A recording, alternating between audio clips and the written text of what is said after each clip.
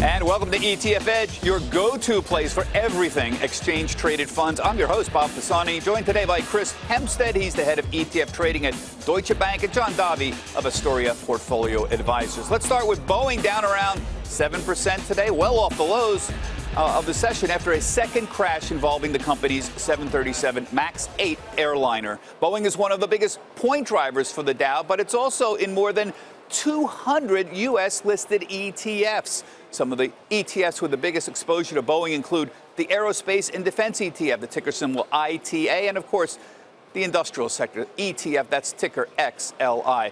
Given the reaction in the market today off of the stock's decline, Chris, what should investors be doing right now who are in ETFs? Look, weigh in the news, do your homework. If you're a retail investor, read as much as you can, get a sense of where you want to be with this kind of news, decide how far the market is taking these stocks down as a result of the news, and if that's something you disagree with, you want to go in, find the ETFs with the heaviest weighting and invest.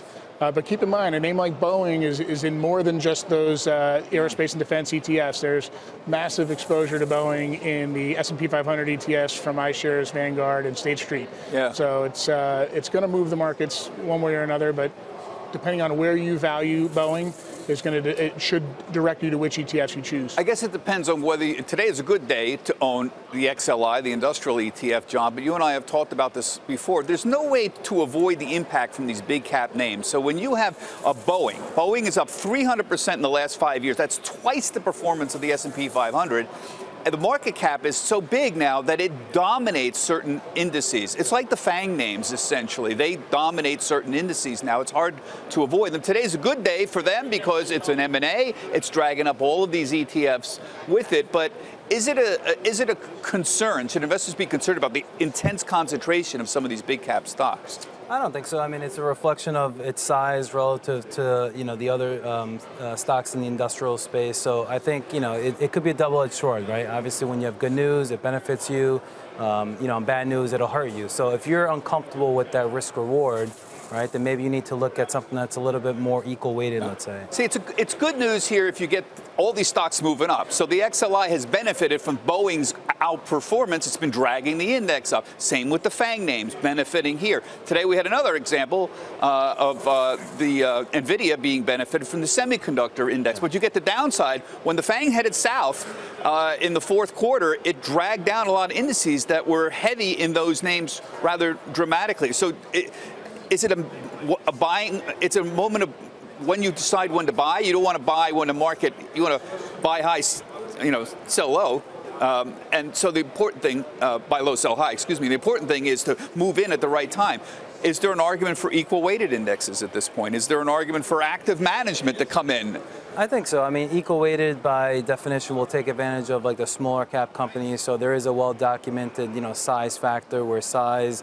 The size factor is rewarded across stocks, regions, countries, kind of globally. So it is a risk premium that we like and we do capture in our portfolios. And yet we don't. You sit on a trading desk. You've been trading ETFs your whole career. Do you see any move towards equal weighted or active management, Hughes? Most of the ETFs you deal with, you trade every day. They're still market cap weighted. Yeah, nobody is bounding down the door to get an equal weighted industrial ETF. There's going to be, there are going to be, and there are ETFs that are equal weighted. There's reverse cap weighted. Look, there's always going to be this push right now to passive. It seems to be the tendency where the money's going. The hanging, thought here is when will active ETFs, when will active management really take root in the ETF wrapper? And I think volatility in the markets will help, propel some of that growth. I also think that if there's ever an approval for non-transparent active ETFs, which I think a lot of people are waiting on, you'll see growth in that space rather significantly. That's a discussion for another day. I'm not sure how I feel about non-transparent active ETFs. Sounds like a hedge fund to me, and I like the revealed structure of ETFs. Let's not get into that right now. Let's just move on. Last week, Goldman Sachs partnered up with Motif to launch 5 new machine-driven products focused on the new age of innovation.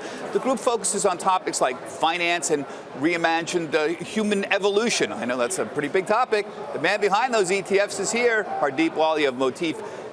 joins us right now. Hardeep, thanks for joining us. You and I have been talking about this for a long time, and I think your time may have come. You have been saying for 10 years that buying the old sectors, buying healthcare, buying retail, buying industrials, that all doesn't make that much sense if you're a growth guy and you're looking for how technology is changing the world, because technology is changing all of these industries. That's the purpose of Motif, and that's what you're trying to do with these new ETFs. Is That's that right? Right. Tech is no longer a sector. It is the driver of growth across all industries. And so what we've tried to do with these set of ETFs is to be very scientific, and we've weighted these companies in the index by their thematic exposure to these ideas. Yeah, so let's take one, your Goldman Sachs Motif Data-Driven, GDAT. This is a sort of a mishmash of everything, AI, big data, cybersecurity, data infrastructure. How do you decide what goes in this? It's not a market cap weighted index. It just started.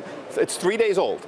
That's right. We launched 3 days ago. So we start with the theme. We partnered with Goldman Sachs' research, their fundamental equities team. What are the forward-looking ideas that we have that are likely to drive disproportionate structural earnings growth? And we took those ideas and then we unleash our algorithms. We look for interesting data sets and we mine these algorithms, we mine these data, both structured and unstructured data, to come out with the list of relevant companies to these. The word unleash algorithms sounds like a lot of fun, but also sounds a little ominous. Now, you've made it clear earnings growth is a major factor in the weighting here?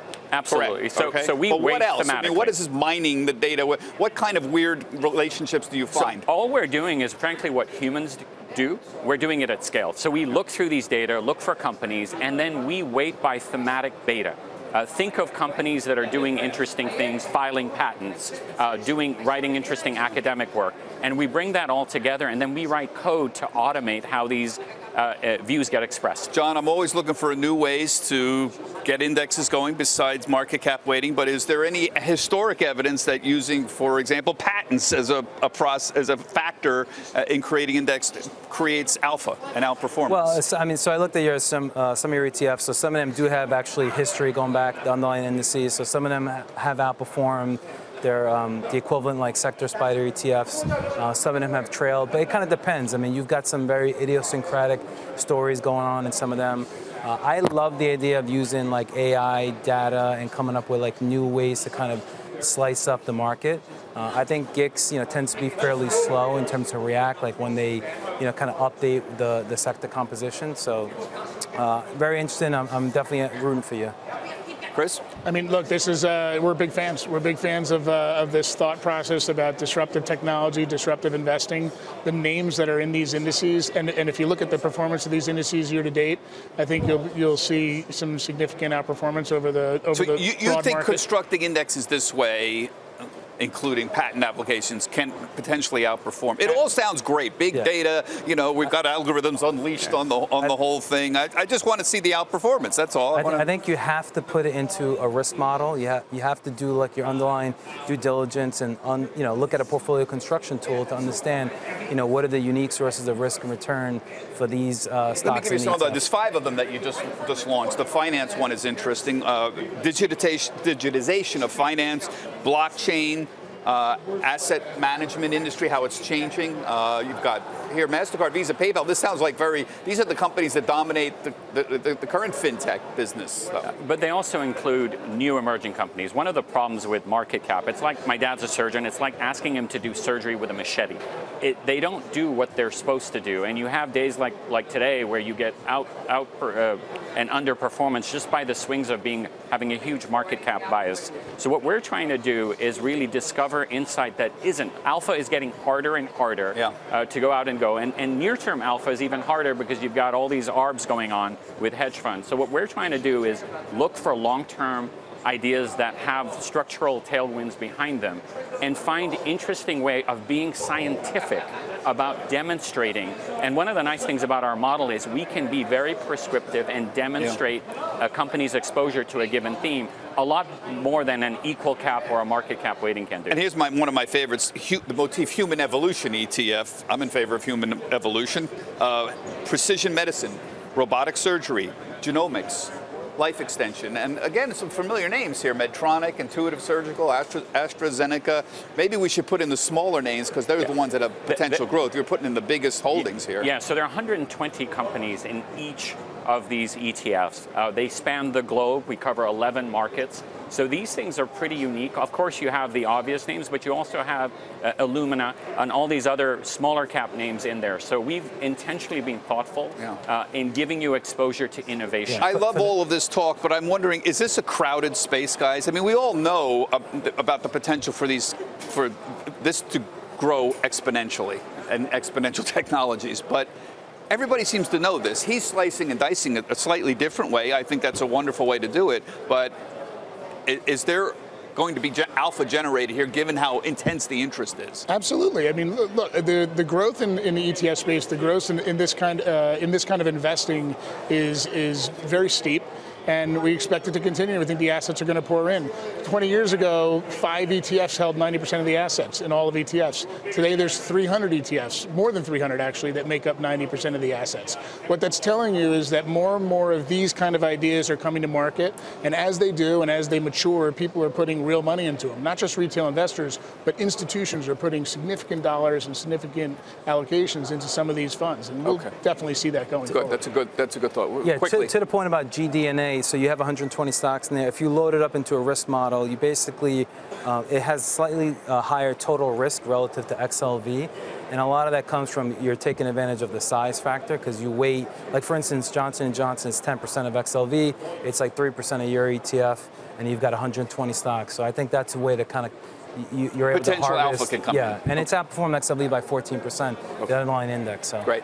Let's end with one growing theme that's been dominating the headlines, and that's 5G technology. The technology promises to revolutionize the way we communicate. It's even garnered attention from President Trump.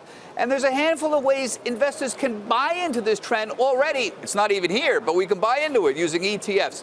Let me show you one. FIVG here. So you have, it's called Next Gen Connectivity ETF. This is a brand new ETF. Last week came in here. Data and Infrastructure Real Estate ETF. You can flip this around, and rather than playing the technology, play the real estate around it. Ticker symbol there, Server, SRVR. Chris, what do you think of, is it too early, or these names, again, we always put up the largest holdings here, but these are names we know, Skyworks and Finisar and Ericsson, for example. Sure. I mean, what we're looking at here is where the 5G technology takes all the opportunities. A lot of what we were talking about today, a lot of the disruptive opportunity will come as a result of 5G taking shape globally, really.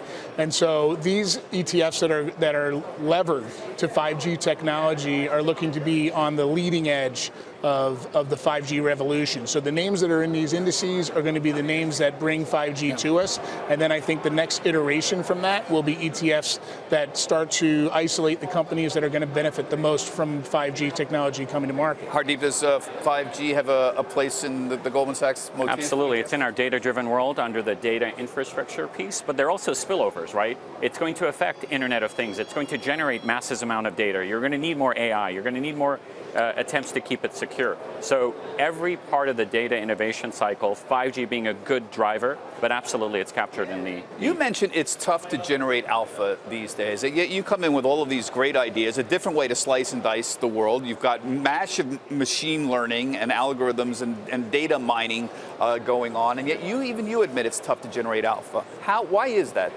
I think it's because we're all looking at the same data sets. Data is the new alpha. That is exactly what's happening in Silicon Valley. There is a gold rush looking for interesting data sets that haven't been priced into the market. If we look at the same data, I mean, if you think about humanity, we created 90% of the data in the last 2 years, and yet we tend to look at limited data sets. So we think looking for new sets of data with high signal is something that's been practiced, but we've never brought the human insight and the data machines working together. You know, John, it's a great point, because they do the same thing now. I mean, if you're doing technical analysis and you're going to move on the 200-day moving average, and the S&P drops below the 200-day moving average, and everybody gears their investing around that, and they say, I'm going to take 10% off the table if I drop below. We saw this happen in December. It actually happened. The S&P dropped below the 200-day moving average. All of a sudden, the Dow plummeted and the S&P plummeted because obviously people had circled that. So going to his point, if you're using a limited data set, here in this case is one, you get everybody acting in the same way. So how do you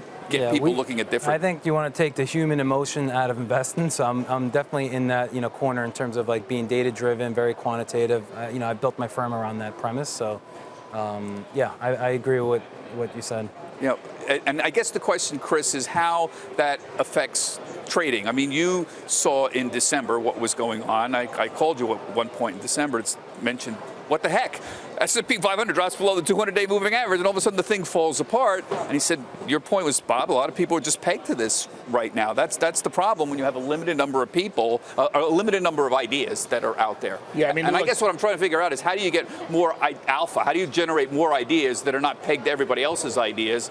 And you seem to be saying that's hard to do now because everyone sees the same thing and their data comes to the same conclusions. Absolutely.